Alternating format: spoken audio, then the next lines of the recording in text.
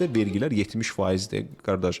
Sən əgər onu kişisindən 100 manat qazanırsa, 70-ini vergi formasında götürürsənsə, qadın işləmə məcburiyyətində olacaqdır. Orada variant yoxdur ki, işləməsində. Deyək ki, siz 1 milyard dollar qazandınız. Bu siz varlısınızmı? 1 milyard dollar qazansam mən varlıyam. Mənfəətdən gəlirdən vergi tutulmamalıdır. Bu məntiqsizdir, heç bir iqtisadi əsası yoxdur gəlirdən vergi tutmağa. Bizdə insanlar öz maaşlarını düzgün idarə edə bilmirlər. Mən nəsə etdim və məndə alınmadı. Siz heç nə etmirsiniz, sadəcə deyirsiniz kənar faktorlar var.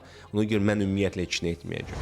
Kasıb ölkələrin varlı ölkəyə gəlib çatması üçün heç bir düstur yoxdur. Heç kimə 11-12 il məktəbdə oxumaq lazım deyil. Heç kimə 4 il bakalavr lazım deyil. Heç kimə 1 illik magistr lazım deyil. Hər kimi demirəm, mən istərdim ki, insanlar dincəlsin, amma mən istərdim ki, insanlar çoxlu pul olarkən dincəlsinlər.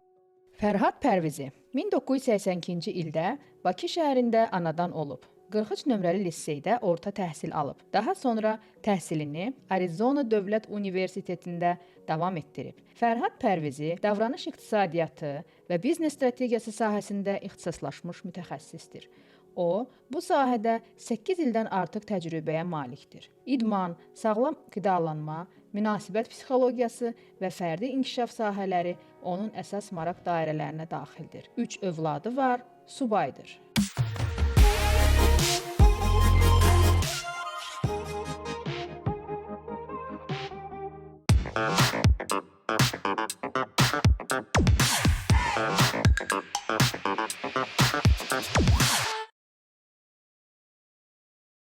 Peşəkar video və podkast çəkilişlərinizi ən son avadanlıqlarla təmin olunmuş Biznesgar komandasına həvalə edə bilərsiniz. Həmçinin çəkiliş üçün otaq və səs avadanlıqları, kamera və işıq aksesuarlarının icarəsi mümkündür.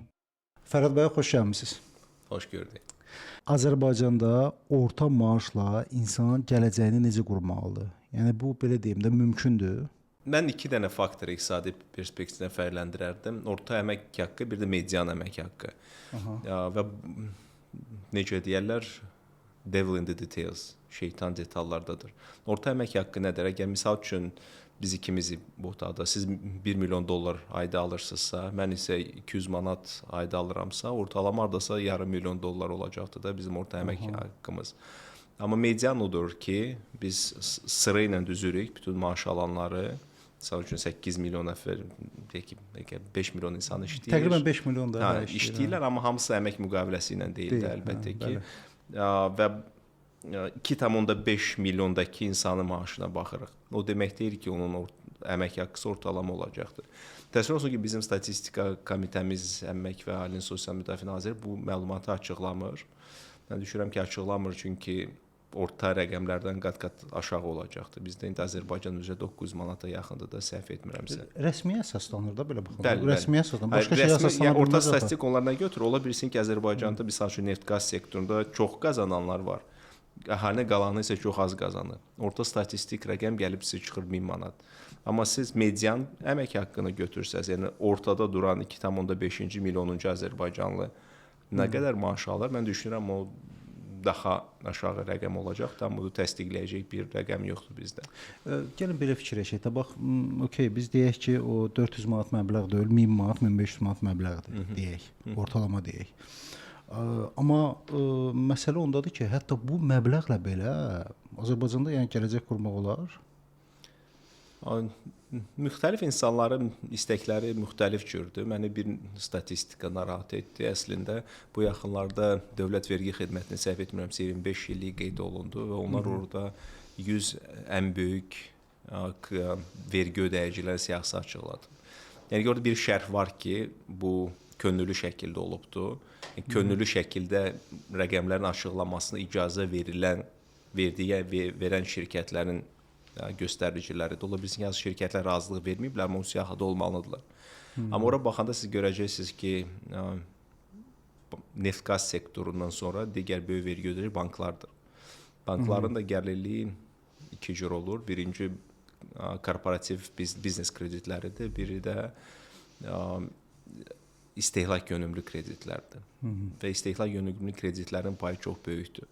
Və bu onu göstərir ki, prinsip ki, insanlar hal-hazırda ayağının qazancına uyğun yaşamır.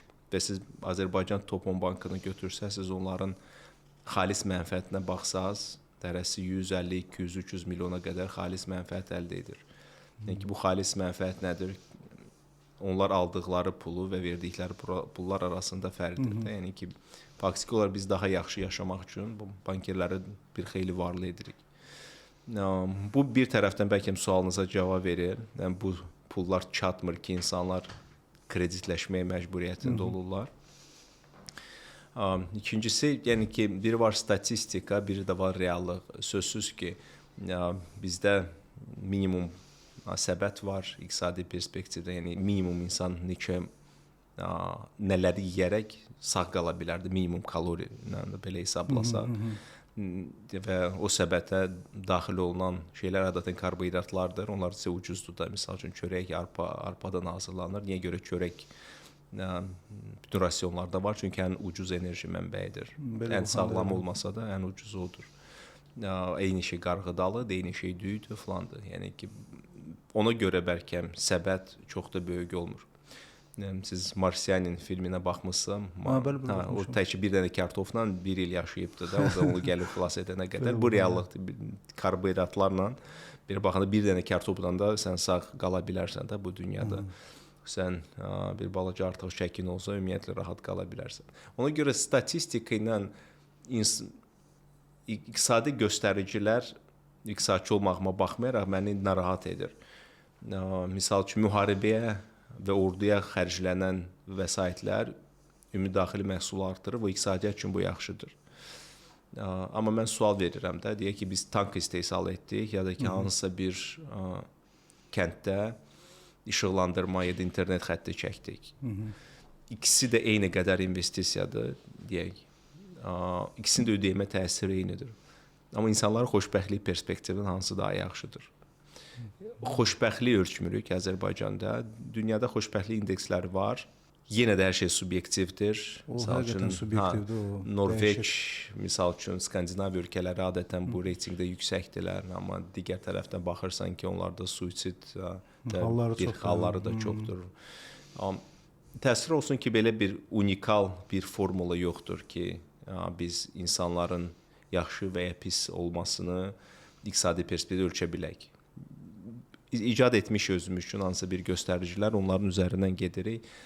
Ona görə mən həmişə deyirəm ki, iqtisadçılar bütün suallara bir dənə sözlə cavab verə bilərlər. İngiliscə bu söz var, it depends, yəni ki, asılıdır. Asılıdır, 9 manat kimsin üçün aşağıdır, kimsin üçün çoxdur. Ümumiyyətlə, ölkənin əksəriyyəti bu maaşı alırmı, yoxsa bu orta statistik maaşdır? Və deyək ki, tək yaşayan insan üçün 900 manat nə deməkdir? Evlənən insan üçün 900 manat nədir? Bir uşağı olan, 2 uşağı olan insan üçün 900 manat nə deməkdir? Və bunun perspektivlər həmişə müxtəlifdir. Tək bir hazır cavab yoxdur buna. Bizim insandır, orta statistik bir insandır. Burada adam 400-500, maksimum qazandığı bir 700-800 manatdır. Adam köçür, gedir xaricə. Xaricdə adam biznes qurur, əməlli başlı belə deyim də multimilyoner olur deyə belə deyək. Yəni burada bizim mən belə başa düşürəm ki, insanlarda problem yoxdur. Yəni sistemin özündə problem var onda. İqtisadiyyatda bu böyük bir mövzudur əslində. İqtisadiyyatda uğurlu nə edir? Bütün araşdırmalar, misal üçün Darin Hocamoğlu'nu götürək, bu ilin Nobel mükafatı laureatı, onun çox tanınmış 2 dənə kitabı var. Niyə görə millətlər uğursuz olur filan. Müasir bütün iqtisadi araşdırmalar uğurlu iqtisadiyyatların analizindən gedir. Yəni ki, və biz uğurlu iqtisadiyyatların oxşarlıqlarını tapa bilirik. Biz bilirik ki, orada inklüziv institutlar var, ədalət var, korrupsiya azdır, dövlətin payı çox da ola bilər, az da ola bilər, amma biznesə çox qarışacağı yoxdur. Yəni ki, iqtisadiyyatın böyük hissəsi özəl əllərdədir. Lakin biz kasıb ölkələrə baxanda, yaxşı bir kitab var, Poor Economics, kasıbların iqtisadiyyatı, o da Nobel mükafatı laureatları tərəfindən yazılmış bir kitabdır. Onlar sonda deyirlər ki, kasıb ölkələrin varlı ölkəyə gəlib çatması üçün heç bir düstur yoxdur, heç bir eyni yol yoxdur.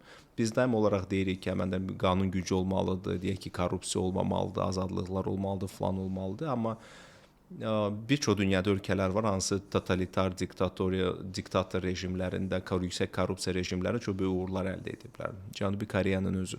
Cənubi Koreyanın son 7 prezidenti korrupsiyaya görə məhkəmə işləri açılıbdı da onlara qarşı. Sinqapur Lee Kuan Yew götürək, Sinqapur möcüzəsi, o diktator idi. İnsan istədiyini edirdi. İnsanlara saqqız çeynəməyə icazə vermirdi. Saqqıza ban qoymuşdu ki, siz səliqəsizlik yaradırsınız. Amma ölkənin inkişafına təsir elədi. Çini götürək, kommunist partiyasıdır, totalitar rejimdir orada. Heç kim kənar heç nə deyə bilməz siyasi. Bax, siyasi inklüzivlik yoxdur orada. Orada mən bilirəm başqa cürədir. Orada başqa üstünlükləri var Çinin, ona görə. O sual orasındadır ki, bu üstünlüklər nədir ki, səni uğursuz iqtisadiyyatdan uğurlu edir? İqtisadçılar arasında bununla bağlı bir formula yoxdur. Razılığa gəlməyiblər. Yəni ki, bu 200 ildə biz bu formulanı tapa bilməmişik. Kasıb ölkə, varlı ölkəyə gedəcək yol yoxdur. Və bu səbəbdən biz əgər götürsək Amerika bir nəzəriyyələr doğdu. Amerika niyə görə də birdən-birə 200 il ərzində ən güclü ölkə oldu, həm iqtisadiyyat baxımından, həm də hərbi güc tərəfindən də. Və ideya orasında idi ki, Avropadan biraz maşenniklər deyirlər də, qanundan qaçanlar köçmüşdü ora. Burada onları içəri basmaz. Onlar da çox Türkçə belə bir söz var, girişimçi, entrepreneurial mindset. Azərbaycan biz hamıya sahibkar deyil, amma sahibkar o deyil, girişimçi deyil. Girişimçi belə çoxlu enerjisi olan, çoxlu iş qurmaq istəyən, gözü həmişə odla, alovla dolan bir insanlardır. Bax, bu tipli insanlar həmişə də jurikdə biraz olublar da. Yəni ki, onlar qaçırlar Amerikaya və orada bu American Dream, Amerika arzusunu yaradıblar da. Bacarıqların hesabına sən istədiyin ola bilərsən. Bu azadlıqları veriblər. Amerika qərb fəlsəfəsi üzərində qurulubdur. İndividual azadlıqlar çox vacib rol oynayır. Biz necəsə qərblə şərq arasında qalmışıq, öz mədəniyyətimizi fərqində olmamışıq. Ona görə əgər sənin daxili enerjin varsa, sən Amerika kimi ölkədə çox yaxşı özünü tapa bilərsən. Hardakı inklüziv institutlar var, sənə bu şərait yaradılıbdır. Amma bu tipli hallar çoxdur, azdırmı? Mən həmişə bundan narahatam. Biz insanlar önyarğılıyıq. Siz bir dənə nümunə tanıyırsınız, 2 dənə nümunə ola bilsin ki, tanıyırsınız. Amma bu 2 dənə uğurlu nümunə arxasında bəlkə 10 minlərlə digər ora köçən insanlar var və indi nə kim Uber sürürlər də. Misal üçün Uber'i də burada da sürə bilərdin, yaxınlarının yanında. Köçürsən Amerikaya, qab yuyursan falan yuyursan. Bir də bizim jurnalistimiz vardı, INSC səhv etmirəmsə. Sonra blog açdı. Amma ilk bir neçə ilini sadəcə burada hamı tanıyır, hörmətli jurnalistdir, köçür Amerika, qab yumaqda məşğul olur. Çox ucuzlu bir kafedə, restoranda. Sonra Amerika Gündəliyi deyə adlı bir podkast, blog sonra açır. Vlog orada Azərbaycanlıları intervyudan keçirir, özünü sonra tapır. Xanım. Ora Amerika köçəndə gərək Elarizi götürək də. Burada mənə yaxşı toylara zada gedirdi. Sonuncu dəfə Amerikada olanda balaca bir, bilirsiniz, bu otaq boyda bir Bakı Azərbaycan mətbəxi restoranı var. Orada oxuyur da insan indi. Amma Amerikada yaşayır. Yox, indi prosta onları da başa düşmək olmur əslində. Mən başa düşərəm, adam prosta hər şeyi yoxlayır, alınmır, köçür. Bir də var ki, bunlar burada bir karyera qurublar, onlar da köçmək istəyirlər. İnsanlar müxtəlifdir. Biz ən yaxşı öz xoşbəxtlikləri barədə insan özü bilir də. Biz nə bilə bilərik? Biz onların həyatını yaşamırıq, onların təcrübəsini yaşamaq. Bəlkə kimsə incitibdir onları burada, bəlkə kimsə onlar kimdən inciyiblər, ya da kimi incidiblər. Hər şey ola bilər. Yəni ki, hər bir insanın öz təcrübəsi, öz həyatı var, qərarlar verir və qərarlar elə deyil ki, mən ora köçdüm, sonra qayıda bilmərəm istənilən zaman. Mən başa düşürəm, indi bizdə cavan bir belə deyim də, təzə inkişaf eləyən bir ölkəyikdə hələ formalaşır bu şeylər. Amma bu struktur nə vaxt bir vəziyyətinə gələcək ki, orta təbəqə heç olmasa formalaşa bilsin də, belə deyim də, yəni. Bunun üçün nə lazımdır? Ümumiyyətlə nə addımlar atmaq lazımdır burada? Bu yaxşı sualdır. Mənə daim olaraq Azərbaycan iqtisadiyyatını şərh etməyə soruşanda mən deyirəm, mən şərh etmirəm çünki anlamıram. Ümumiyyətlə hər bir ölkənin başlanğıcı onun mədəniyyətindən başlayır da. Biz Azərbaycanlı kimik? Biz qərbik yoxsa şərq? Biz onların arasındayıq. Bizim fəlsəfəmiz nədir? Misal üçün biz uğurlu qərb ölkələrini götürsək, Sinqapurdur, Malayziyadır, Vyetnamdır, Çindir, Cənubi Koreyadır. Onlar prinsipcə Konfusyan fəlsəfəsi üzərində qurublar. Qərb fəlsəfəsi, o da miniliklərlə bunun dövriyyəsi var. Orada misal üçün iyerarxiya, hökumətə böyük hörmət var, elitə hörmət var. Onlar daha çox bəlkə monarxik sistemlərə rahatdırlar. Və bu səbəbdən bu ölkələrdə totalitar, avtoritar rejimlər effektiv işləyə bilir. Qərbdə isə elə deyil. Qərbdə isə individualist fəlsəfəsidir, John Locke fəlsəfəsidir, harda ki fərdi azadlıqlar çox vacibdir. Və ona görə Qərbdə bu tipli institutlar işləmir. Burada demokratiyadır, burada da, amma hər ikisi çox yaxşı iqtisadi nəticələr göstərir. Mənim bu uzun illər tapmağa çalışdığım mövzu Azərbaycanlılar kimdir? Biz Qərbi yoxsa Şərqi? Hal-hazırda biz nə oradayıq, nə buradayıq və bunun bir minusu odur ki, sənin identikliyin təmin olunmadığı təqdirdə, sənin mədəniyyətin təyin olunmadığı müddətdə sənin dəyərlərin təyin olunmur. Məsələn, biz təşkilatları götürək də, sən əvvəlcə mədəniyyət qurursan, mədəniyyət üzərində dəyərlər var, dəyərlərin davranış indikatorları var və bütün bu davranış indikatorları sənin bütün biznes prosesləri və şamil olunur. Deyək ki, səndə dəyər azadlıqdır.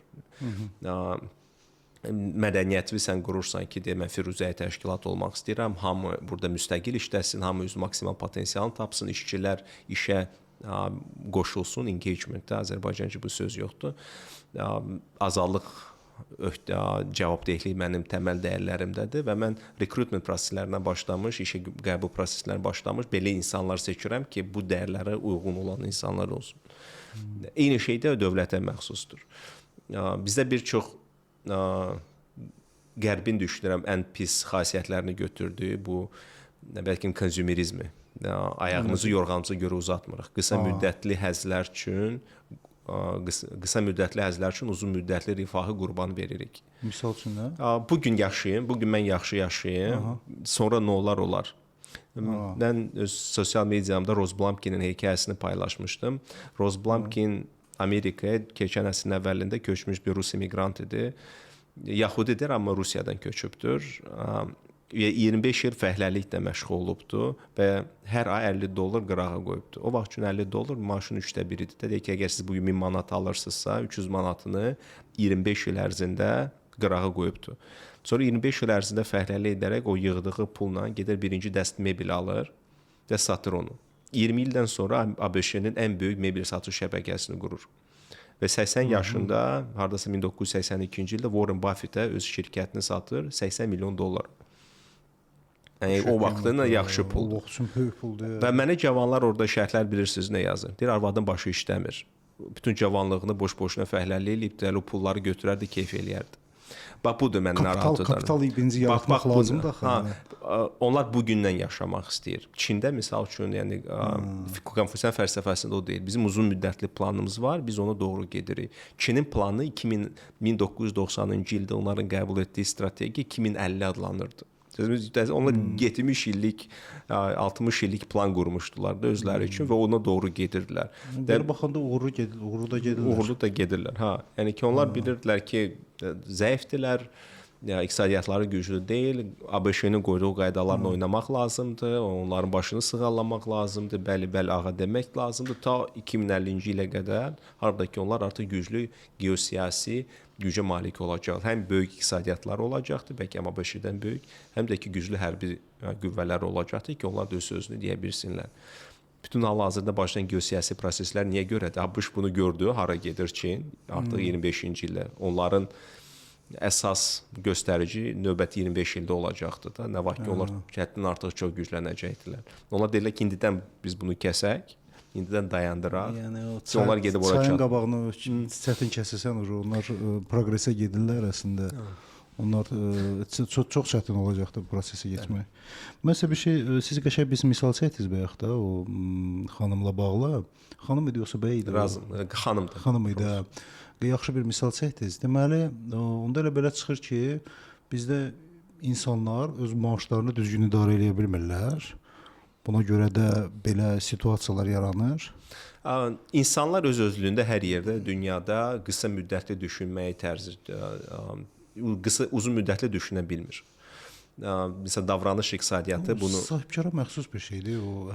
Mən düşünürəm, sahibkarlar çox balaca bir faizdir da bütün əhalinin. Bəlkə hansısa bir ayrı-ayrılı insanlar uzun müddətli düşünə bilir. Misal üçün, əgər sən dövlət qulluqçusansa, əgər sən dövlət mənafini qoruyursansa, sən uzun müddətli düşünməlisən də, qısa müddətli düşünə bilməsən.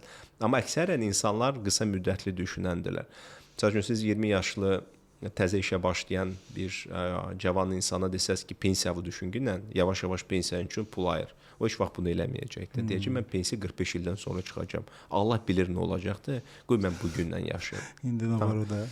Və ona görə məsəl dövlət insanın bu zərifliyini anlayaraq məsəl icbari pensiya ayırmalarını əksər bütün dünyada pensiya ayırmaları icbaridir. Çünki insanların özünə saxlasan bunu heç vaxt eləməyəcəklər.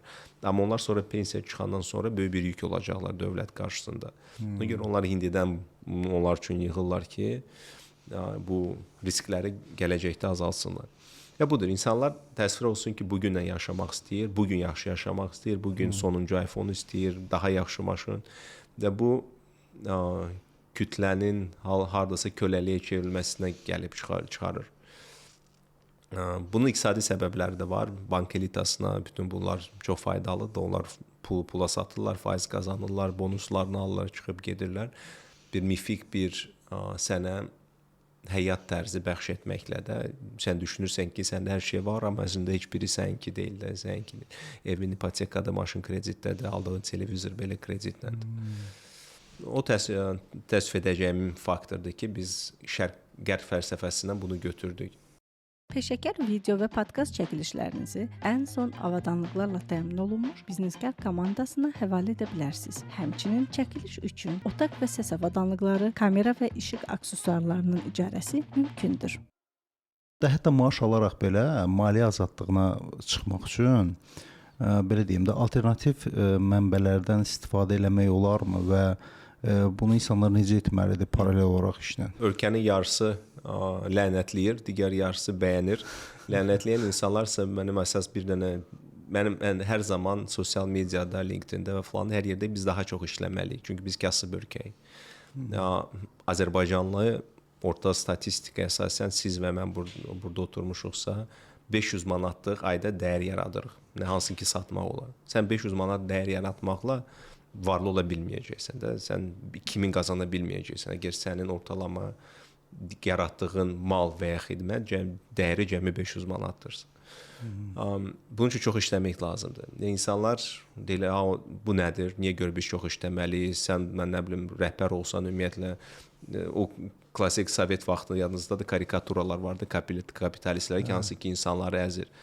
Mən deyirəm, əzizlərim, mən çox işləyin deyəndə mən onu nəzərdə tutmuram ki, siz gedin eyni işlə 15 daşıyın da 15 saat.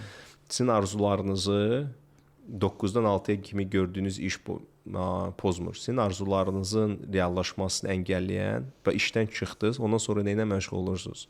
Mütaliə edirsiniz, kitab oxuyursunuz, investisiya kitabları oxuyursunuz, nəsə vloq açırsınız, nəsə eləyirsiniz. Bu oturub TikTok-a baxırlar. Aynen, mən onu deyirəm. Sizin arzularınızı böldürür. Saat işi bitirəndən sonra saat 6-dan yatmağa gedirsiniz ki, saat 11-də, 12-də. Bax, bu arada etdiyiniz öldürür sizin arzuları.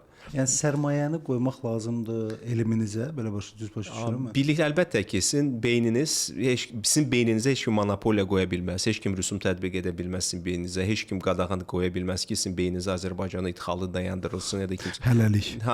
Yox, mümkün deyil də. Yəni beyin ən yeganə risksiz investisiyadır da. Və sual orada olur ki, siz potensialınızı necə aşkar edirsiniz? Və başlayırlar qurban moduna girməyə adətən.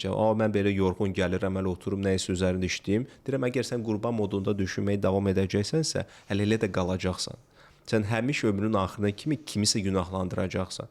İşim çoxdur, yorulmuşam, mən nə bilim, monopoliya var, o var. Milyon dənə bəhanə gətirmək olar, amma sonda sual odur ki, onları qırağa qoy, sən özün nə etmisən? Sən hansı yeni bilik əldə etmisən? Azərbaycana o perspektivdən şükür demək lazımdır. Biz Şimali Koreya deyilik də. Bütün internetimiz açıqda. İstənilən ölkəyə gedib uça bilərsiniz. İstənilən ölkədən biliklər əldə edə bilərsiniz. Azadlıqlar var. Yəni bilik azadlığı, öyrənmək azadlığı Azərbaycanda dünyanın istənilən ən qabaqcıl bölgəsinə bərabərdir. Siz evinizdə oturub Harvardın professorlarının leksiyalarına qulaq asa bilərsiniz, dərslərini ala bilərsiniz. Əksəriyyəti pulsuzdur, ödənişli də deyil. Dil bilmək istəyirsinizsə, indi süni intellektlə ümumiyyətlə çox rahat olubdur. Amma süni intellektdən öncə mən nə bilim Duolingo-nu ilə $40 da. $40 düşünürəm ilə tapmaq olardı ingilis dilini öyrənmək üçün də. Götürür də, özdə pullu versiyası, pulsuz da var. Sadəcə daha limitlidir. Deyirəm, öyrənin ingilis dilini, öyrənin yeni bacarıqlarını.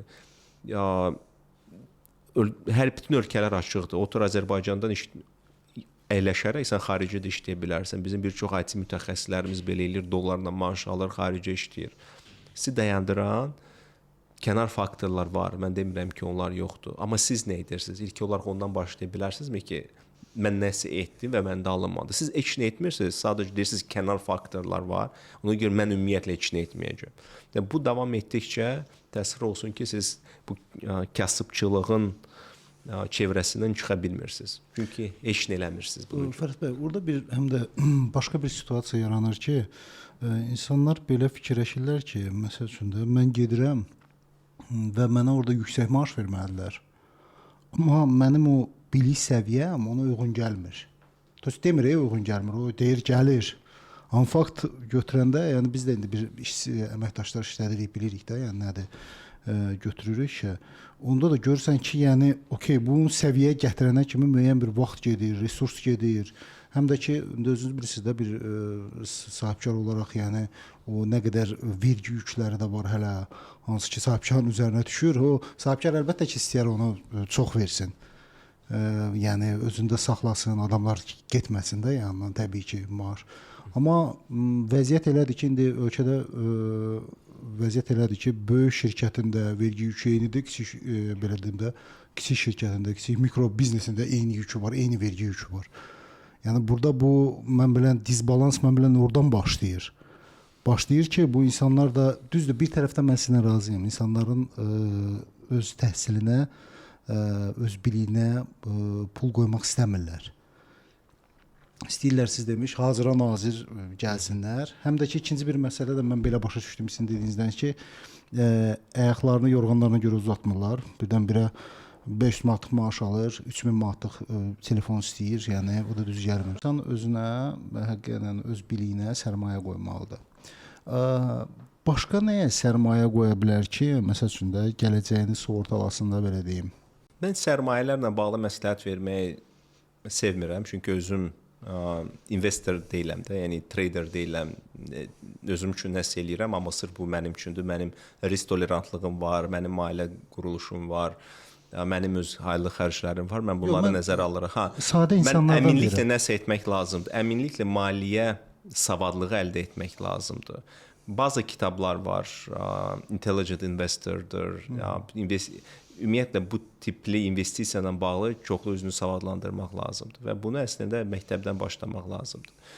Yəni bizim məktəb sistemini götürsək, mən Sovet dövründə məktəbi oxumağa başlamışam, müstəqil Azərbaycanda artıq bitirmişəm. Və indiki uşaqlara baxıram və prinsipcə eyni şeyi öyrənirlər. Baxmayaraq ki, bizim aramızda 2 dənə nəsil fərq var artıq. Amma onlar eyni sistem üzərinə gedirlər, eyni şeyləri öyrənirlər. Mən sual verirəm. Sizə satış bacarıqlarını öyrədirlər məktəbdə. Ən vacib bacarıqlardan biridir. Əsas məsələ. Sizə iqtisadiyyatı, maliyyə göstəricilərinin analizini öyrədirlər. 11-ci sinifə loqaritm keçməkdənsə, mən deyirəm, xalis mənfəətin hesablanması, şirkətin maliyyə analizini keçin, iqtisadi göstəricilər analizini keçin. 40 qat daha maraqlı fənlərdir də. Deyirəm, sizə hekayə quruculuğu keçirlərmi? Çünki bu çox vacib, kommunikasiya bacarıqları çox vacibdir bu dünyada. Sizə hekayə quruculuğu keçirlərmi? Yəni ki, sizin bir ideyanız var, siz bu ideyanı hansı formada təsvir etməlisiniz ki, insanlara buna xoş olsun və sizə inansınlar. Bu fənni keçirsinizmi? Deyirəm, neçə il yenə də keçməlidir ki, biz bazı tələb olunan çox vacib bacarıqları uşaqlara keçək. İndi az qala 12 ilə gəlib çatdırmaq istəyirlər bu məktəb dövrünü. Və mən anlamıram, siz 12 ildə nə öyrədəcəksiniz uşaqlara?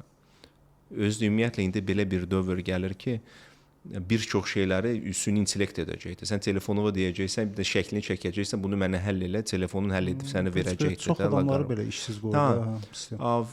Amma siz oturursunuz, 21-ci əsrin 25-ci, artıq 26-cı ilə gəlibdir. Oturursunuz və mən 30 il əvvəl oxuduqlarımı eynisini onlara oxutdurursunuz. Heç bir təzə bir şey yoxdur. Və sonra şikayətlənirik ki, bu uşaqlar hazırlıqsız çıxır.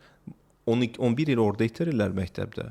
Sonra 4 il girirlər, bakalavr oxuyurlar. Ağılsızlıqdır 4 il bakalavrda oxumaqdır. Bakalavr 2 ildən çox olmamalıdır. Bakalavrda sən nə verəcəksən uşaqlara? Amerikanı götür, onlar çox, ya da mən maliyyə konsaltinqində işləyirəm. Onların 2 dənə beynəlxalq akreditasiyası var. ACCA əgər mühasibsənsə, ya da CFA Chartered Financial Analyst əgər maliyyəçisənsə. Sən bunların ikisini il yarımı bitirə bilərsən və Avropada və Amerika bu bakalavr səviyyəsinə tanınan diplomdur. Sən elə 1 il yarımı oraya sərf elə, konkret olaraq maliyyə, mühasibatı bilikləri nədir? O bakalavrın hazırdır. Siz niyə görə 4 il uşaqların vaxtını itirirsiniz? Özü ilk ili yenə də gic fənlər, ali riyaziyyat, fizika, mən nə bilim iqtisadiyyata giriş, hamı ümumi bla bla bladır. Ümumi biliklər verirlər də. Olmazmı ki siz məktəbi 10 il eləyəsiniz və 5 yaşından başlayasınız məktəbə? Uşaqlar 15 yaşında bitirsinlər məktəbi və orada çox praktiki biliklər, iqtisadiyyat, heykəlquruluq, satış, prezentasiya bacarıqları falan, onları 10 il ərzində verirsən, informasiya texnologiya, süni intellektdən istifadə falan hamısı onun içində olmalıdır. 2 il sonra bakalavr oxuyurlar, spesifik öz sahəsi üçün ixtisaslaşmış proqram, 1 ildə magistrdir. Düz hazır mütəxəssis yetişir. 18 yaşında onlar çıxsınlar, işləməyə başlasınlar da. Və sən ən gözəl vaxt odur da. Sən onları oxutdurursan az qala 23, 24, 25 yaşına qədər. Bu insanlar nə vaxt pul qazanmalıdır ondan sonra ailə qurmalıdır. Sən sonra ailə qurandan sonra 60 yaşına kimi çoxlu işləməlidir ki, sonra keyf eləyə bilsin də. Sən vaxtı çəkində biraz qabağa da. Dünya elə templərlə gedir ki, niyə görə vaxt itirirsən? Niyə görə 7-8 ilini boş-boşuna verirlər uşaqlar oxuyaraq? Birincisi, bioloji olaraq prime vaxtı gedir də. Qadınların prime vaxtı 18 yaşına, 25 yaşına kimidir. Nə vaxt ki, onlar ən cəlb edicidirlər, yaxşı uşaq dünyaya gətirə bilərlər. Sən onların 18 yaşından ali təhsilini bitir, onlar işləməyə başlasınlar, 22-23 yaşında artıq normal bir gəlirləri olsun, ailə qursunlar və davam etsinlər. Təbii sistemin onları 30 yaşına kimi gətirir. 30 yaşından sonra artıq bioloji olaraq çətindir. Digər bütün şeylər, artıq Down sindromu ehtimalı çoxalır uşaqlarda, digər xəstəliklər, yəni biologiyaya qarşı gedə bilmirik və həmçinin təkamülə də qarşı gedə bilmirik. Dünya o qədər qabağa gedibdir ki, bizim təhsil sistemimiz bu ilə nə edəcəkdir, mən bilmirəm. Bu rifah qatarı artıq işıq sürəti ilə gedir. Biz isə hələ peronda oturmuşuq, gözləyirik ki, biz nə vaxt gedib o qatara minəcəyik. Yavaş-yavaş onun arxasıca belə gedirik ki, biz gedib çataq. Amma təəssüf olsun ki, mən yenə də bu cəsarəti görmürəm. Təhsil sistemində, əmək sistemində, məsəl üçün biz Azərbaycanlıları hələ əmək sistemini götürək də, deyələ təhsil bərbad gündədir də. Tamamilə bugünkü reallıqlar uyğunlaşmayandır da. Heç kimə 11-12 il məktəbdə oxumaq lazım deyil. Heç kimə 4 il bakalavr lazım deyil. Heç kimə 1 illik magistr lazım deyil. Yəni ki, bütün bilikləri qat-qat tez şəkildə, daha keyfiyyətli şəkildə əldə etmək olar. Amma gəlin bizə baxaq da, biz Azərbaycan olaraq kasıb ölkəyik, balaca bir iqtisadiyyatımız var. Amma çoxlu bayramlarımız var. Bizim əmək, mən sahibkar kimi demirəm, mən istərdim ki, insanlar dincəlsin, amma mən istərdim ki, insanlar çoxlu pul olarkən dincəlsinlər də. Sən 500 manat məhsul istehsal etməkdən necə dincələcəksən də bu dünyada? Hara gedir, uşaqları aparacaqsan Parisə gəzməyə, yoxsa mən İbitsəyə gedəcəksiniz, yoxsa Maldivə gedəcəksiniz, hara gedəcəksiniz dincəlməyə? Əslində onlar, məsəl üçün, dövlətdə bir dəqiqə işləyənlər çoxdur deyə, onlara sərf eləyir o elə. Amma bu sahibkarlar bundan çox əziyyət çəkir. Azərbaycanda əmək müqavilələrinin 78%-i ya hökumətlədir, ya da dövlət qurumları iləndir. Yəni böyük dövlət şirkətləri iləndir. Yəni ölkənin əlbəttə ki, onlar prinsip özəl də var, amma 78% onlardır. Yəni əmək müqavilə. Mən əmək müqavilələrindən söhbət gedir, özünü məşğulluqlardan söhbət getmir də, özünü rəsmiyyətdə istəyir. Bəli, rəsmi olaraq. Odur və əlbəttə ki, onlar üçün bu sərf edir ki, onlar işləməyərək onsuz da dövlət pullarını verir. Onsuz da bizim neftimiz, qazımız, suyumuz, bunlar verir onların pulunu. Onlar üçün daha çox işləmək, daha çox məhsuldar olmaq kimi ehtiyacları yoxdur. 78% insanın.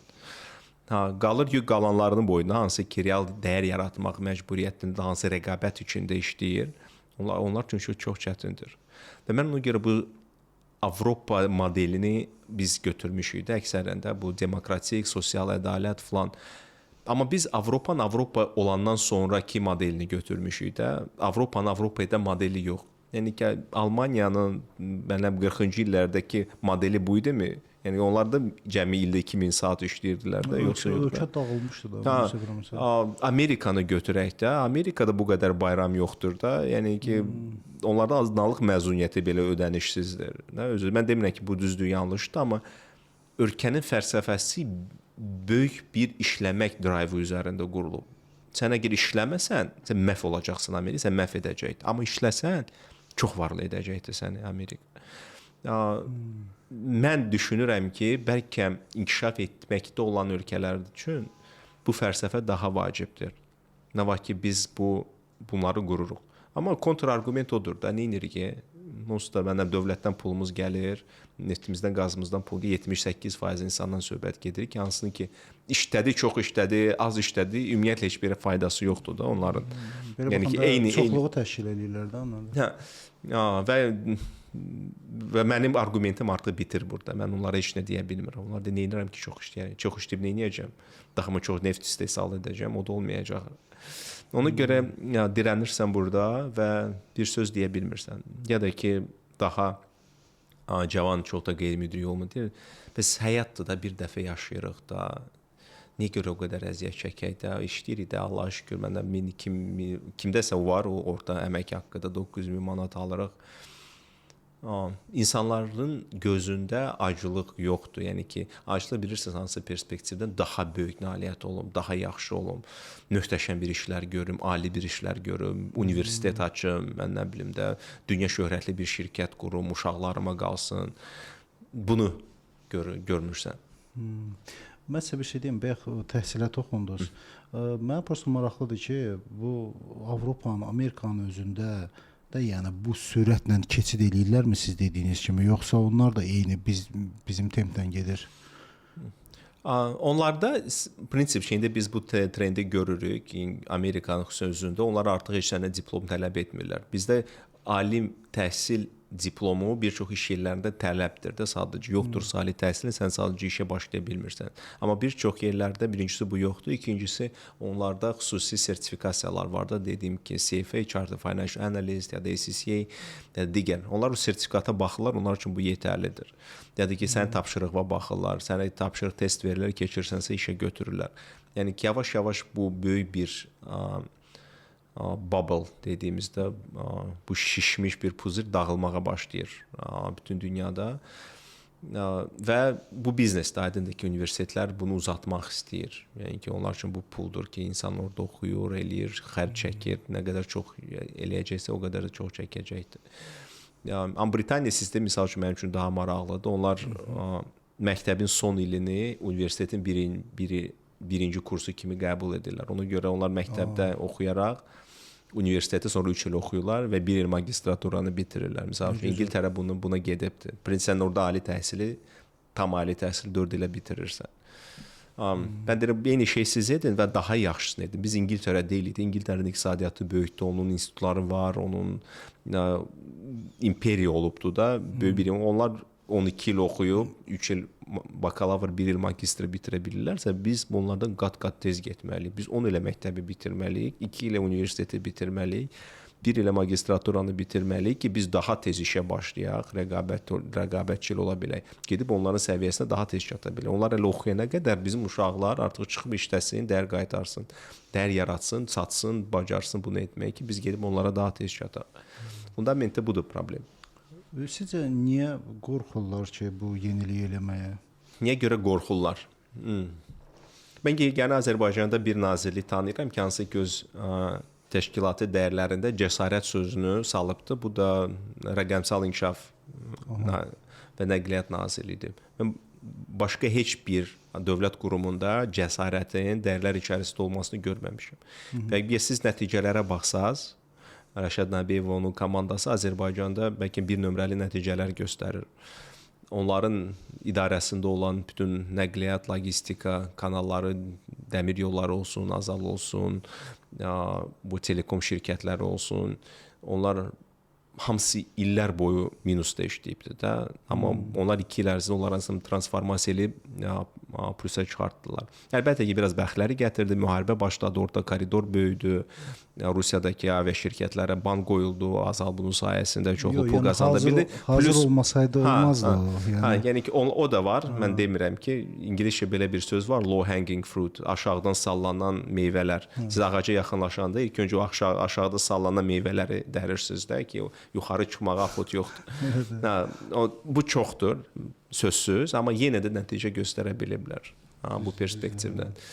Və bunu göstərir ki, cəsarət lazımdır. Cəsarətli addımlar etmədikcə siz görməyəcəksiniz. Misal siz Elm və Təhsil Nazirliyində cəsarət görürsünüzmü?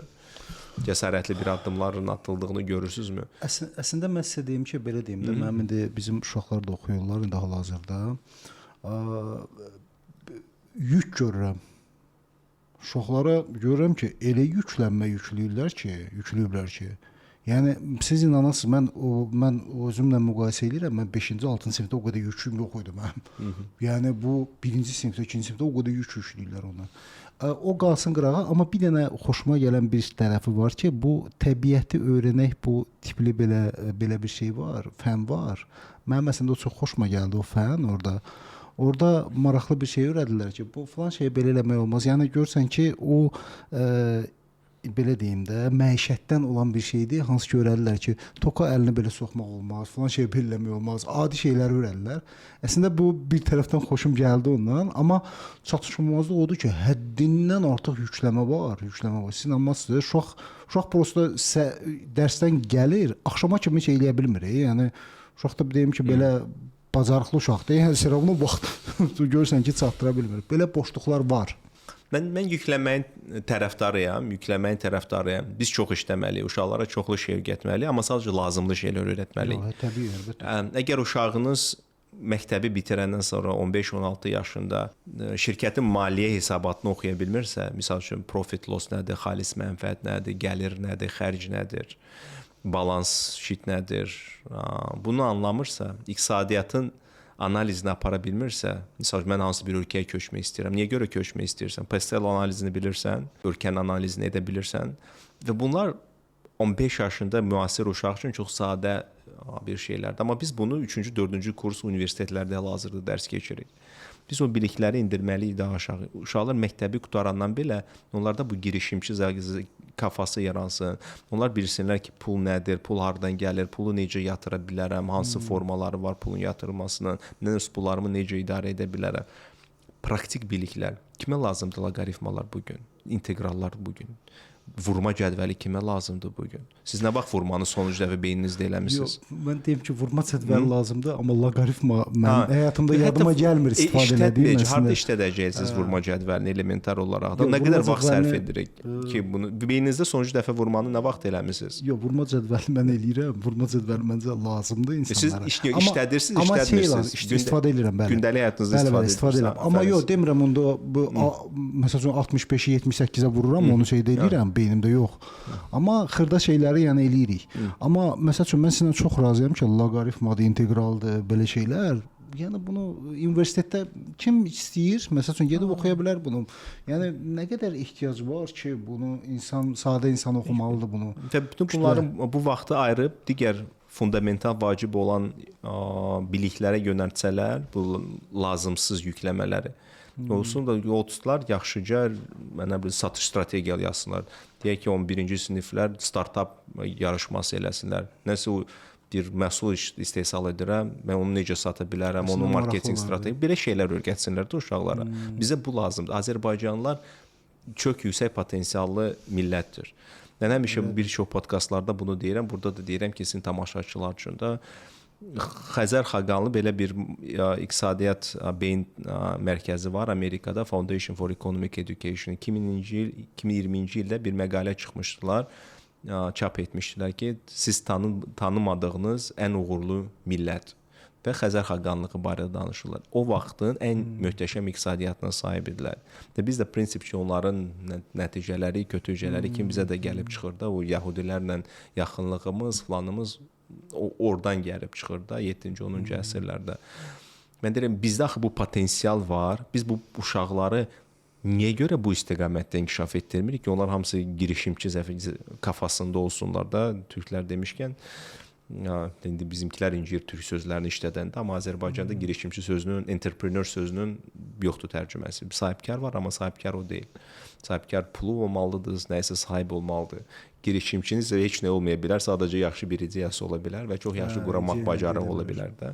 Ona görə mən bu terminləri salıram ki, insanlar istifadə edə bilsinlər.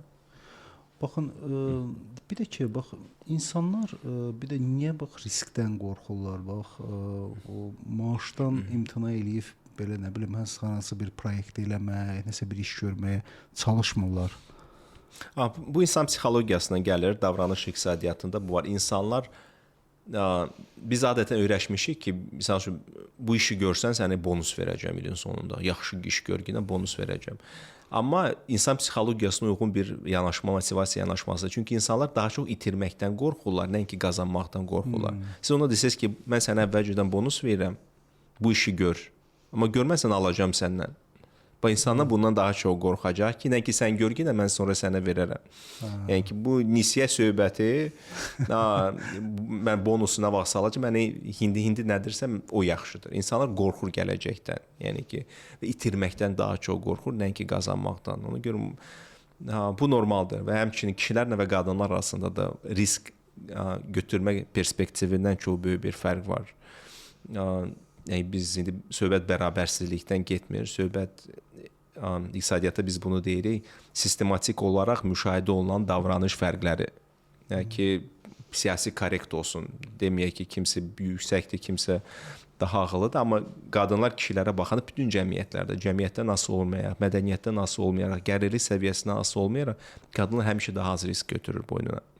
Riskdən daha çox qaçır. Bunu da izahı təkamül psixologiyasına gəlib gedirdi.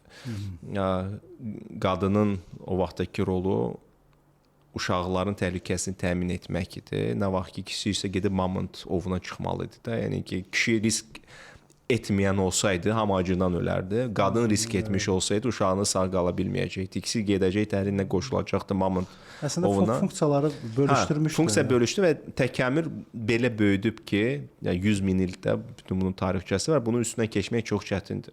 Ona görə qadına daha az risk götürür, kişilər daha çox risk götürür.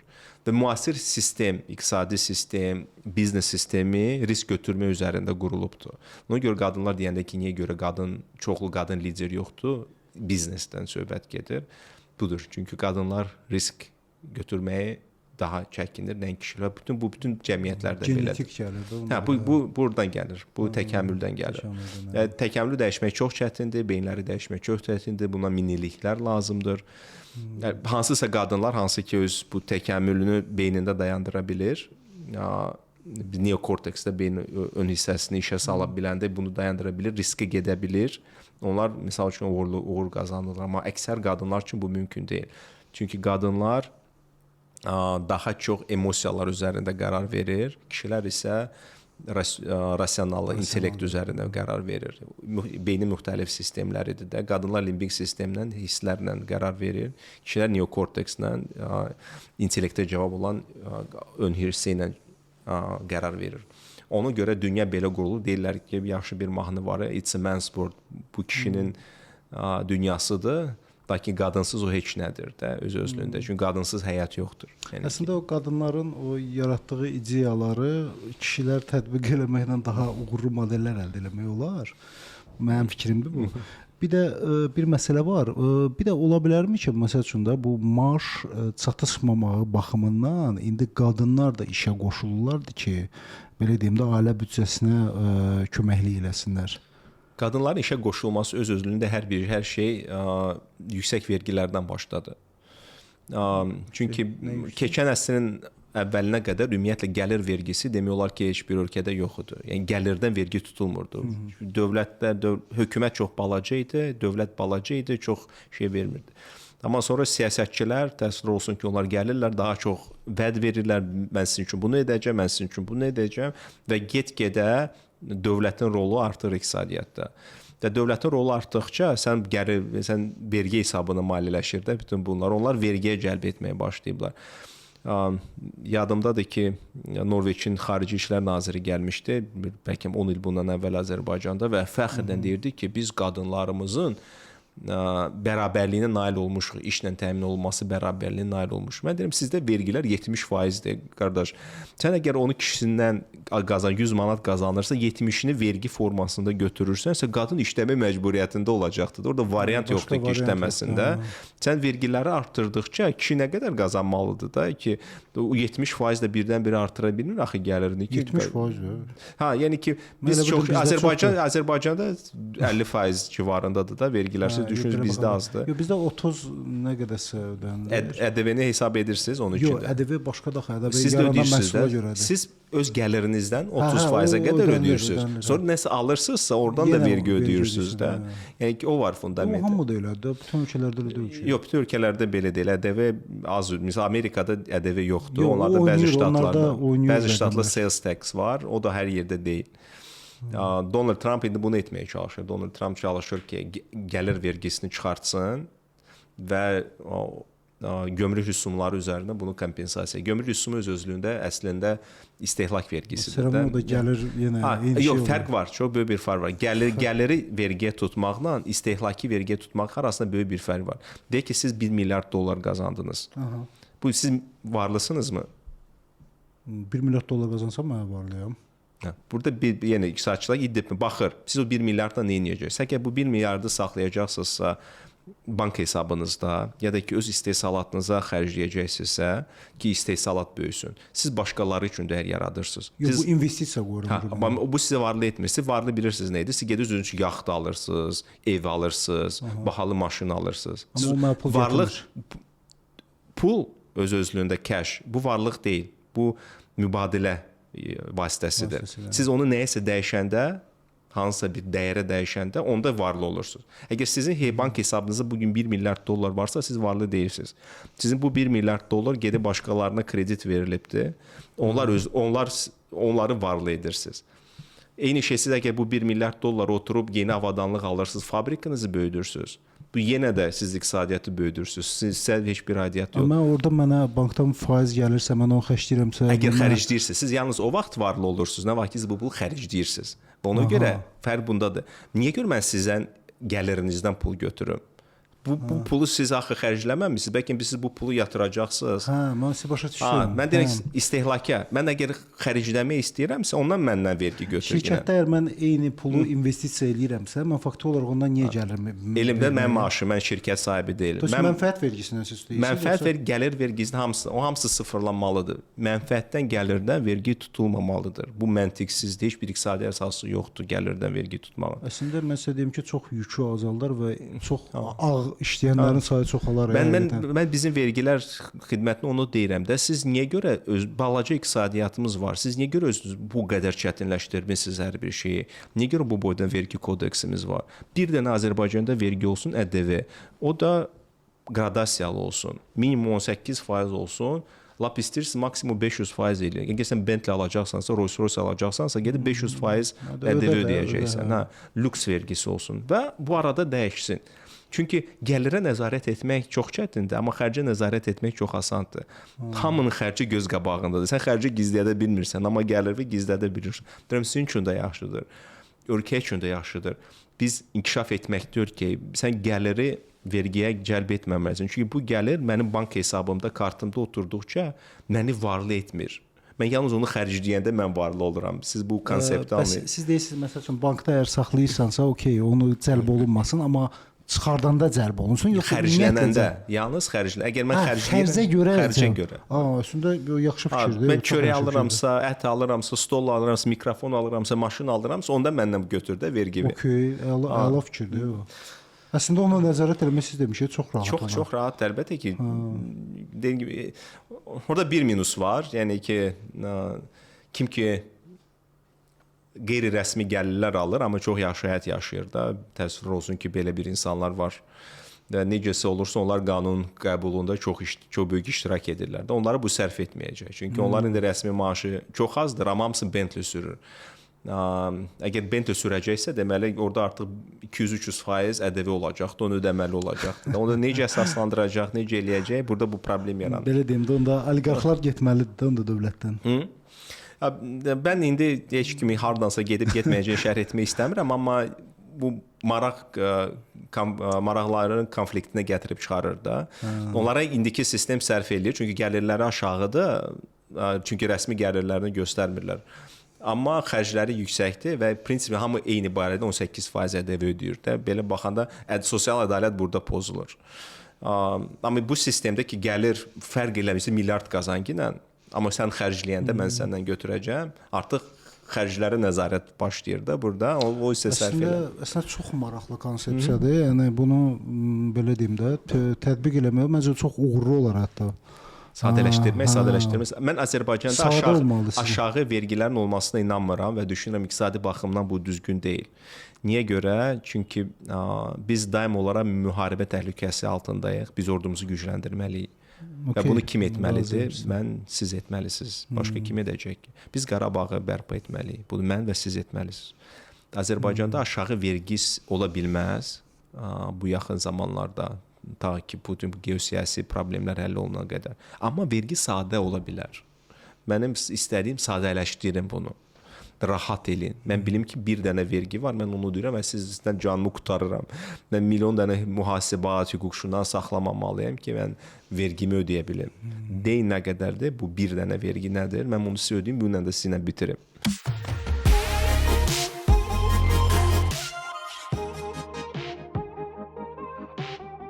Bir də hekayə danışacağım. Çox absurd bir situasiyadır. Bizim bir müştərimiz var.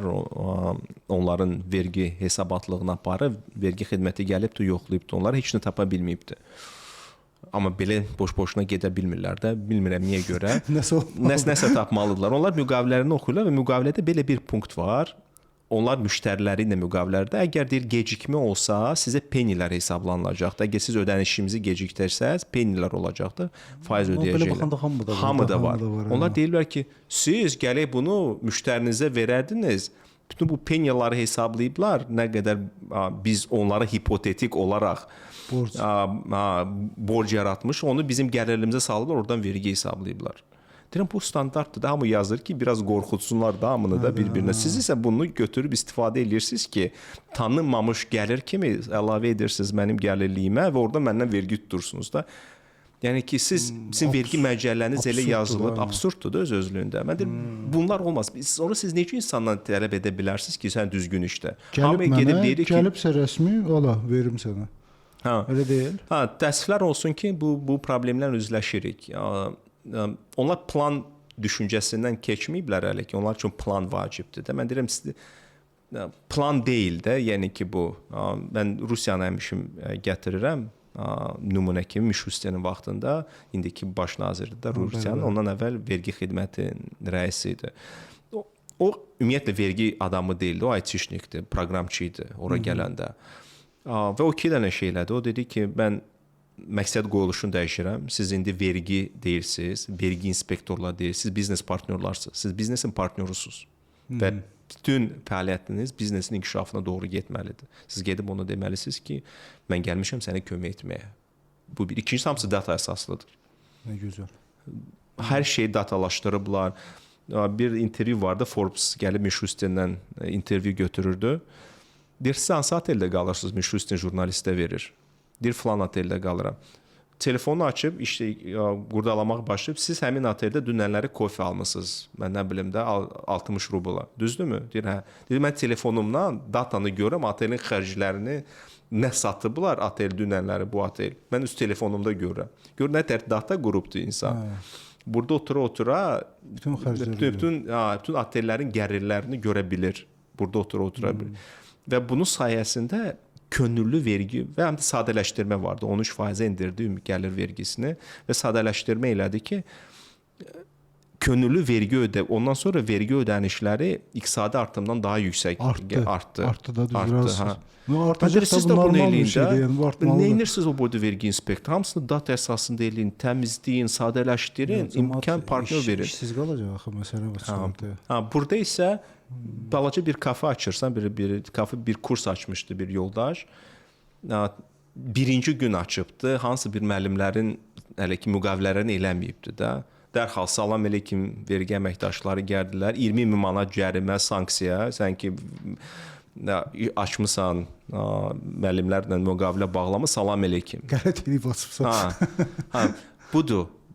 Mən başa düşürəm, tam qanunidir. Mən heç nə deyə bilmirəm. Yəni insanı tam qanuni şəkildə etmisinizsə. Prosta biraz amma bu vermək partnyorluq lazımdır. deyil. Gəl xəbərdarlıq elə ki, mən gördüm bunu. Xahiş edirəm, bir ay sənə vaxt verirəm, düzəlt bunu. Sənə lazımdır ki, o başlayan kimi 20 manat sənə sanksiya versən, planını doldurasan. Yox, sənə lazımdır ki, bu bəlkə gələcəyin böyük bir kurs şəbəkəsi olacaqdı, universitet açacaqdı bu insan. Gələcək, sən 20 manatı bu gün aldın. Sən rəisimin yanında dedin ki, mən planımı yerinə yetirmişəm. Bəs iqtisadiyyat nə oldu? Bəs bunun potensialı nə oldu? Bunun gələcək gəlirləri nə oldu? Siz dedik o yaxına perspektivi düşünürlər də, uzağa perspektivi düşünmürlər. Çünki plan düşüncəsi olanda budur. Gömrükdə də bizdə uzun müddət o idi. İndi Şahin müəllim gələndən sonra dəyişilibdi. Ona deyirlər, mən sadəcə şokda idim. Əvvəlki rəhbərliyin intervyularına baxanda deyir, bizim məqsədimiz plan yığmaqdır. Deyirəm, açın, oxuyun Azərbaycan Respublika gömrük haqqında qanunu. Orada yazılıb ki, ticarətin asanlaşdırılmasıdır, border kontroludur, sərhəd kontroludur. Orada yazılmayıb ki, sən plan yığmalısan. Yoxdur gömrüyün məqsəd qoyuluşlarında ki, sən plan yığmalısan. Sən ticarəti asanlaşdırmalısan. Sən əmin olmalısan ki, ölkəyə narkotik girmir, silah girmir. Budur sənin məqsəd qoyuluşun. Ya, Şahin müəllim gələndən sonra Allah şükür biraz insanların düşüncə tərzi dəyişir artıq orada. Eyni şeydə digər dövlət orqanlarında görməyini istərdim. İnşallah biz də əslində görmək istəyirik. Yəni bu belə deyim də, həm sahibkarlar üçün, həm belə xalqımız üçün, işləyən əhali üçün hansı ki maaşları qazanır, onlar hamı istəyir təbii ki yaxşı olsun, rahat olsun, o pulları yaxşı pullar qazansınlar və onları yaxşı xərcləyə bilsinlər. Fərhad bəy, təəssüflər olsun ki, vaxtımız biraz məhduddur, tam şey eləyə bilmirik, amma biz sizi yenə gözləyirik verilişlərdə. Gəlin, çünki mövzular həqiqətən maraqlı mövzulara toxundunuz. Bunları gələcəkdə daha da detallı araşdıra bilərik. Gəldiyiniz, iştirak etdiyiniz üçün təşəkkür edirik. Siz sağ olun, dəvətə görə. Sağ olun.